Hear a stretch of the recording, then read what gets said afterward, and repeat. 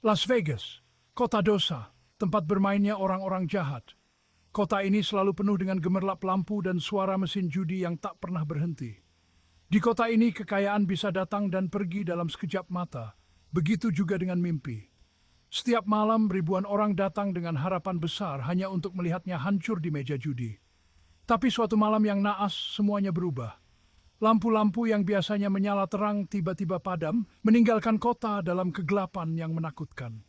Sebuah konvoi militer yang membawa aset keamanan tinggi mengalami kecelakaan di dekat kota, melepaskan kengerian yang tak terkatakan ke dunia. Kecelakaan ini menjadi awal dari mimpi buruk yang tak pernah dibayangkan. Aset itu adalah Zeus, pasien nol dari jenis zombie baru. Zeus bukanlah zombie biasa, dia adalah awal dari sesuatu yang jauh lebih mengerikan. Cepat, cerdas, dan mematikan, Zeus dengan cepat mengubah Las Vegas menjadi tempat berkembang biak bagi mayat hidup. Dalam hitungan jam, kota ini berubah menjadi neraka di bumi.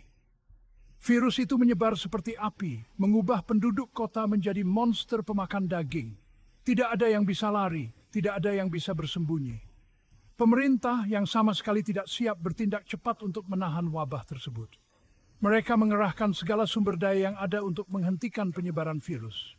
Mereka mengkarantina seluruh kota, membangun tembok besar di sekelilingnya. Tembok ini menjadi satu-satunya harapan untuk mencegah penyebaran lebih lanjut. Las Vegas menjadi tanah tak bertuan, kota kematian. Apa yang dulu dikenal sebagai kota dosa, kini menjadi kota yang ditinggalkan, penuh dengan mayat hidup yang berkeliaran tanpa tujuan. Di dalam tembok, mayat hidup berkuasa. Mereka mengerumuni jalanan, didorong oleh rasa lapar yang tak terpuaskan akan daging manusia. Kasino menjadi tempat berburu mereka, hotel kuburan mereka. Lampu-lampu terang The Strip yang dulu gemerlap, kini berkelap-kelip menakutkan, menghasilkan bayangan panjang yang menyembunyikan kengerian yang tak terkatakan. Militer mencoba untuk menahan wabah tersebut, tetapi sudah terlambat. Zombie terlalu banyak, terlalu kuat.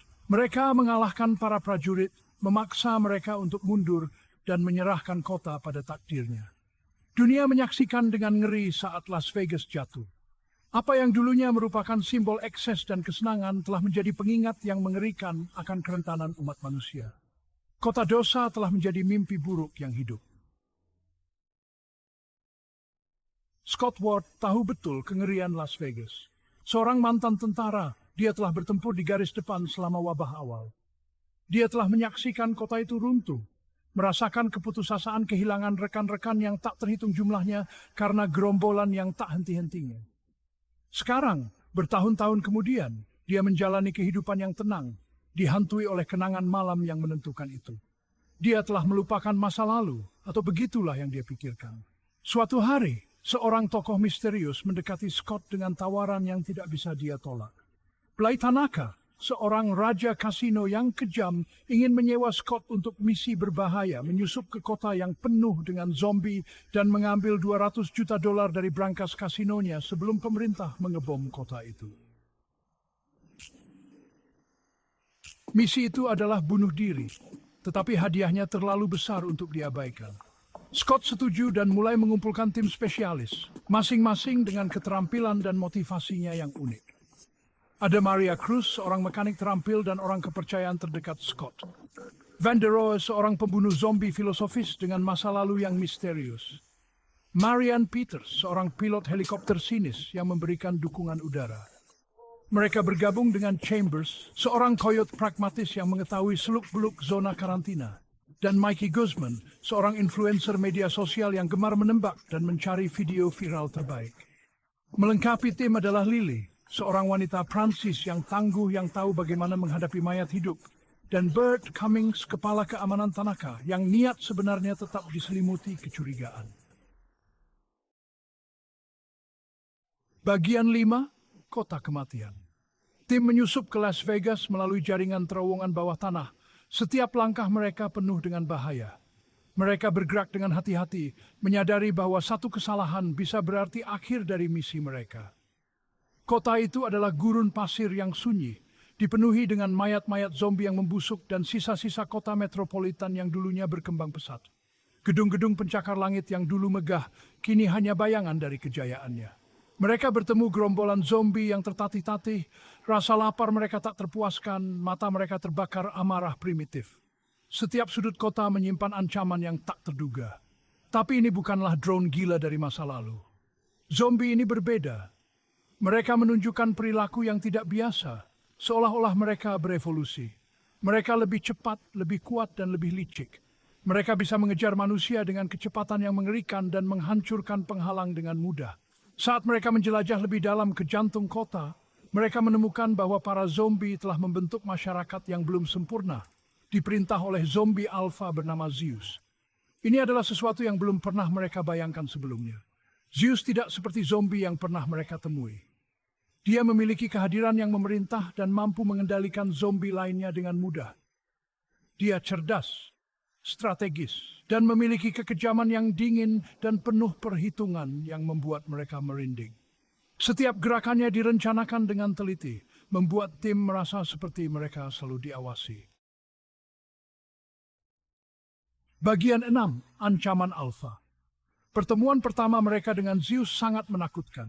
Zeus bukanlah zombie biasa, dia adalah ancaman yang jauh lebih besar. Dia bergerak dengan kecepatan dan kelincahan yang tidak sesuai dengan keadaannya yang tidak mati, membuatnya hampir mustahil untuk dihindari. Matanya terbakar dengan kecerdasan yang menakjubkan menakutkan, seolah-olah dia memiliki rencana jahat yang tersembunyi. Dia memerintah para pengikutnya dengan tangan besi, menunjukkan otoritas yang tak terbantahkan. Dan mereka menuruti setiap kemauannya tanpa ragu, seperti pasukan yang terlatih. Tim nyaris lolos dengan nyawa mereka berlari secepat mungkin untuk menyelamatkan diri. Menyadari bahwa mereka menghadapi ancaman yang jauh lebih besar daripada yang mereka perkirakan, mereka mulai merencanakan langkah berikutnya. Mereka telah menemukan sesuatu yang jauh lebih menyeramkan daripada sekadar wabah zombie. Ini adalah ancaman yang bisa menghancurkan segalanya. Ini adalah sesuatu yang berbeda, sesuatu yang belum pernah mereka hadapi sebelumnya. Sesuatu yang jauh lebih berbahaya dan mematikan. Saat mereka melanjutkan misi mereka, mereka tahu bahwa setiap langkah bisa menjadi yang terakhir. Mereka menghadapi gelombang demi gelombang mayat hidup, setiap serangan lebih ganas dari yang sebelumnya. Setiap pertemuan mendorong mereka lebih dekat ke titik puncaknya. Tekanan meningkat, dan mereka harus tetap fokus. Ketegangan di dalam kelompok meningkat, menguji batas kesabaran dan sugivil sama lain. Bagian 7. Istana Terkutuk. Tim akhirnya mencapai Kasino Tanaka, sebuah monumen yang berkilauan untuk keserakahan dan ekses di jantung kota yang dipenuhi zombie. Itu adalah istana orang terkutuk.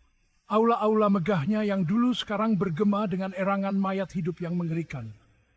Mereka berjuang melewati gerombolan zombie, senjata mereka menyala-nyala, jantung mereka berdebar di dada mereka dengan ketakutan. Setiap anggota tim menghadapi iblis pribadi mereka sendiri. Tekad mereka diuji di setiap kesempatan yang menakutkan. Hubungan Scott dan Kate tegang hingga titik puncaknya, hampir tidak bisa diperbaiki. Rahasia terungkap, kepercayaan rusak, dan batas antara yang benar dan yang salah menjadi kabur dalam panasnya pertempuran yang brutal.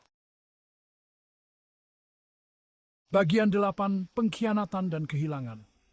Mereka berhasil membobol brankas, tetapi kemenangan mereka berumur pendek. Cummings didorong oleh keserakahan, mengkhianati tim, mencoba melarikan diri dengan uang itu untuk dirinya sendiri. Dalam kekacauan yang terjadi kemudian, beberapa anggota tim menemui ajal yang mengerikan. Jeritan mereka ditelan oleh deru gerombolan mayat hidup. Lily, pembunuh zombie yang tangguh, dicabik-cabik oleh sekelompok alfa. Mikey, bintang media sosial, menemui ajal yang mengerikan. Momen-momen terakhirnya terekam di kameranya sendiri. Pengkhianatan itu sangat dalam, membuat Scott dan Kate terguncang karena kehilangan teman-teman mereka. Mereka telah mempertaruhkan segalanya untuk misi ini, dan sekarang sepertinya semuanya telah hilang. Bagian 9. Melarikan diri dari neraka. Dengan hitungan mundur menuju ledakan nuklir, Scott dan Kate mendapati diri mereka menghadapi pilihan yang mustahil, melarikan diri dengan uang atau tinggal dan berjuang untuk hidup mereka. Mereka tahu bahwa jika mereka tidak segera keluar, mereka akan musnah oleh ledakan itu. Mereka berjuang menuju atap kasino, tanah bergetar di bawah kaki mereka saat nuklir mendekat. Chambers, Coyote, mengorbankan dirinya untuk memberi mereka waktu, menahan gerombolan zombie dengan peluncur granat. Marian datang dengan helikopter, tetapi hanya ada ruang untuk 2 orang. Scott membawa Kate ke dalam helikopter, mengetahui bahwa dia tidak bisa pergi bersamanya. Dia harus tinggal dan memastikan nuklir itu meledak, meskipun itu berarti mengorbankan dirinya sendiri. Bagian 10. Pengorbanan seorang ayah. Saat helikopter menghilang di kejauhan, Scott berbalik menghadap ledakan yang mendekat. Dia telah berdamai dengan takdirnya. Dia telah membalaskan dendam rekan-rekan yang gugur, dan dia telah memberi Kate kesempatan untuk hidup. Nuklir itu meledak, menelan Las Vegas dalam kilatan cahaya dan panas yang menyilaukan. Kota dosa itu musnah, menjadi abu dalam sekejap mata. Army of the Dead adalah film perampokan zombie yang mendebarkan, yang memadukan aksi yang mendebarkan dengan kedalaman emosional yang tulus. Ini adalah kisah tentang bertahan hidup, pengorbanan, dan ikatan persahabatan dan keluarga yang tidak dapat diputuskan. Dengan latar belakang kiamat zombie.